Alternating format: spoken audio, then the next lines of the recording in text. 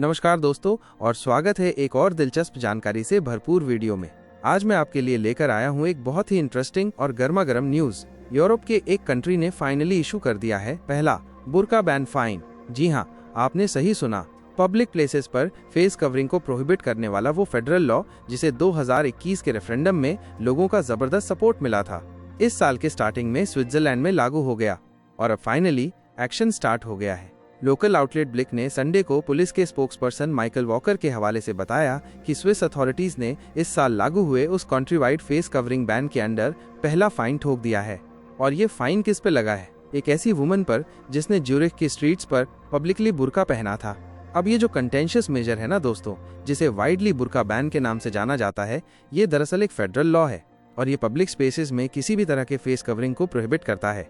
इसमें मुस्लिम गारमेंट्स जैसे बुर्का और नकाब तो इंक्लूडेड हैं ही, साथ ही जो प्रोटेस्टर्स या स्पोर्ट्स के हुड़दंगी मास्क और बालाक्लावा पहनते हैं उन पर भी ये अप्लाई होता है। वॉकर साहब ने प्राइवेसी लॉज का हवाला देते हुए उस वुमेन की एज या उसके अटायर का डिटेल तो नहीं बताया, लेकिन ये जरूर कंफर्म किया कि वो कोई टूरिस्ट नहीं थी। और पता है क्या हुआ? उस वुमेन ने वो 100 स्विस फ्रैंक यानी लगभग $110 का फाइन पे करने से साफ रिफ्यूज कर दिया, जिसका सीधा मतलब है दोस्तों कि अब ये केस आगे की प्रोसेसिंग के लिए कैंटोनल गवर्नर के ऑफिस में जाएगा। सोचिए क्या होने वाला है आगे। अब आपको थोड़ा इस बैन के पीछे की स्टोरी भी बता देता हूँ। ये बैन दरअसल 2021 के स्विस रेफरेंडम से ओरिजिनेट हुआ है। Right wing Swiss peoples party ने इसके फेवर में जोरदार कैंपेन चलाया था और आखिरकार 51.2% सपोर्ट के साथ ये नैरोली पास हो गया। हालांकि शुरू में इसे रेडिकल इस्लाम को टारगेट करने वाला मेजर बताया गया था, लेकिन इस लॉ का मेन एम पब्लिक सेफ्टी को इम्प्रूव करना भी है।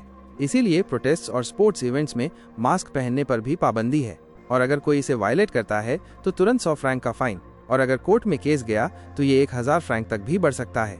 लेकिन दोस्तों, इस लॉ में कुछ एक्सेप्शंस भी हैं, जैसे अगर हेल्थ इशू है या बहुत ज्यादा कोल्ड वेदर है या फिर कार्निवल जैसे कोई लोकल इवेंट चल रहे हैं या फिर डेजिग्नेटेड एरियाज में रिलीजियस वर्शिप हो रही है या आप एयर ट्रैवल कर रहे हैं या फिर कोई डिप्लोमेटिक या परफॉर्मेंस रिलेटेड सर्कमस्टांस है तो आपको छूट मिल सकती है।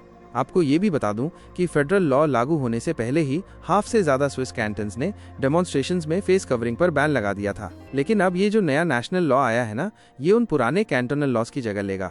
अब इस लॉ की क्रिटिसिज्म भी हुई है। क्रिटिक्स का कहना है कि ये लॉ स्विट्जरलैंड के 400,000 स्ट्रॉन्ग मुस्लिम कम्युनिटी को अनफेयरली टारगेट करता है, जबकि उनमें से बहुत ही कम वुमेन फेस वेल्स पहनती हैं। स्विस गवर्नमेंट ने भी शुरू में इसे एक्सेसिव बताते हुए इसका अपोज किया था। उनका कहना था कि इससे टूरिज्म को नुकसान हो सकता है और कंट्री के मुस्लिम ऑर्गेनाइजेशंस ने भी इस लॉ की कड़ी निंदा की थी।